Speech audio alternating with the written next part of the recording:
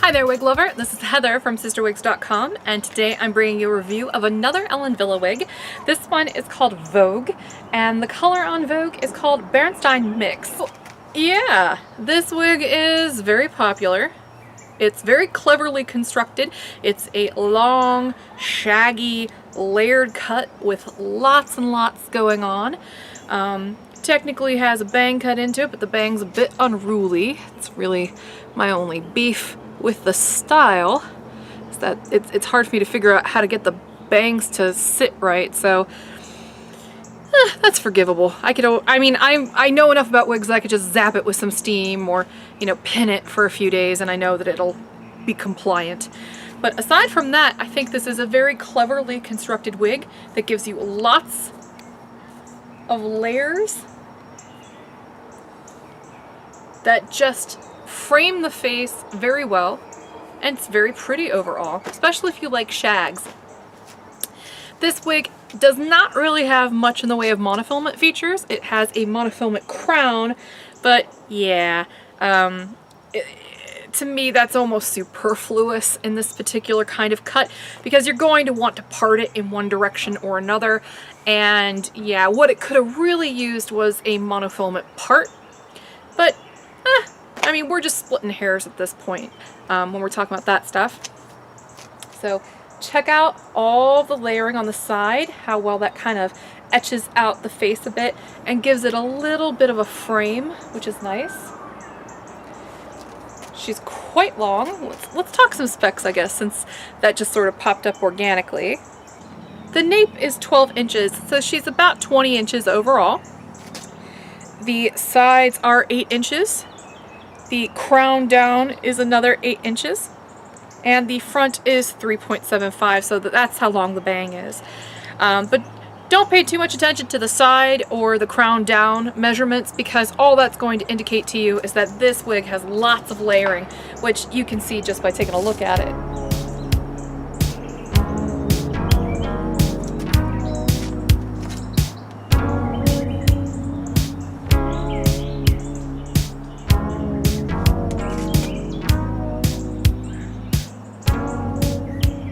So let's talk about the color for a second.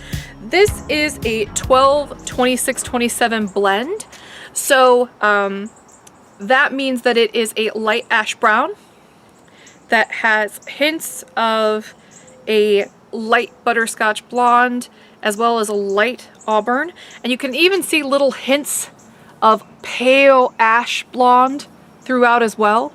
I mean, it's not a lot, it's just enough to really make the color pop. Beautiful colors, they're highly dynamic, and they work, especially when you look at them very close up at how much color actually goes into every single one of their hues.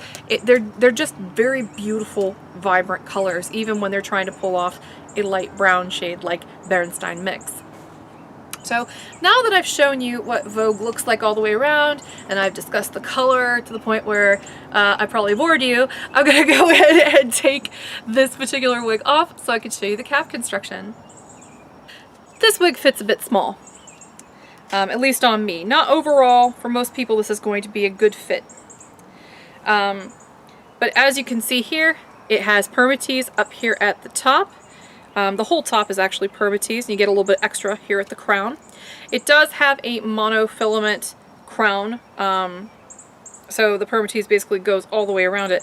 But like I said, it's such a small area, and you know, it's just, it seems like unnecessary to me to have that monofilament crown there. The back is not particularly stretchy, the sides not particularly stretchy, though they do stretch a little bit. They're adjustable kind of like a bra strap, even though they do have a nice extended felt nape and felt ear tabs. Now you can tell by the way that this tag looks that this has been rebranded, because I mean the tag has a sticker on it, for crying out loud. That's nothing to really be worried about though. That's not abnormal. A lot of brands that originate from Europe are actually rebranded and sold all over the world, and some of our brands in the US are rebranded and sold as other brands in other places in the world. So it's not an abnormal thing. So don't be thrown off by it if you get one of these and see that sticker on the tag in the back. Heavily, heavily layered style, like just crazy layering all over the place. And the hair feels nice. I've heard people complain about the hair fiber on some of these. I don't get it. To me, this hair fiber feels a bit stiff.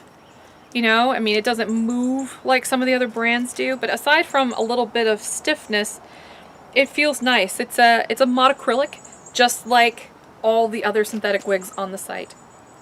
I'm going to go ahead and put Vogue back on. Now, overall, I think this is a lovely wig. And the only reason I'm pointing out some nitpicky things about it is because it's an Ellen Wille wig, and you're paying a premium price for the logistics of it, honestly. People often wonder why these Ellen Wille wigs are more expensive than comparable domestic brands. And part of it's marketing, I mean, point blank marketing. But part of it is also because of the logistics required to bring these products to you. Like almost all wigs in the world that aren't bespoke and made specifically for your head, and you would know if we were talking about those because you'd be very rich and paying, you know, 10 grand a pop per wig.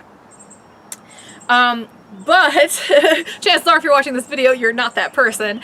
And, you know, when it comes to ready-to-wear hair, Asia's the place where all of those are made. They're all made in Asia. And as I've told people in the past, can you imagine how astronomically expensive some of these hand-tied wigs would be if they were made in the United States or someplace where the currency is stronger? It's just, it's hard to even fathom what kind of deal you're actually getting because these are made in Asia. So they're made in Asia, and in the case of Ellen Wille wigs, they're sent to Europe. So Germany specifically, Ellen Wille is a German brand. And then they're sent to us. So that there's an extra step in the logistical process that adds to the cost. Additionally, you know, people mistakenly sometimes think that because sometimes in wigs you're getting what you pay for and you're paying for extra fancy cap features and stuff, that if you buy the more expensive wigs, surely they must be better quality. And I can tell you point blank with these Ellen Wille wigs that that's not always the case. Because you're spending more money for the logistical cost, you're also spending more money for the cachet value of saying you bought a wig in Europe. The price point on these items is higher because there's a certain je ne sais quoi to buying an item that is from Europe, even though they all originate in the same place, if you get what I'm saying. So that's what they're doing to you. But you know what? Now you know. Now you know that these Ellen Wille wigs are beautiful, and they come in beautiful colors, and it gives you something different because a lot of the stores in the US, we all sell the same brands, as you've probably noticed. That's because, you know, there are limits to how many brands are actually available to American consumers. So by offering Ellen Wille wigs, we're giving customers an opportunity to buy something novel, to buy something a little bit different. And so again, we're talking about cachet value, and there is something to be said about that. Now, I don't jack up the price due to cachet value. The prices are determined by the distributor on these items. So before you write me emails complaining about why these are more expensive just because they came from Europe, I just explained that to you, and if you send me an email saying that stuff, I'm just going to send you a link to this one. So enough of that. This has been the lovely, heavily layered, shaggy Vogue wig by Ellen Wille in the color Bernstein Mix. Thank you for watching. I'm Heather from CysterWigs.com. Check out my store when you get a chance. And until next time, have a fabulous day. Bye-bye.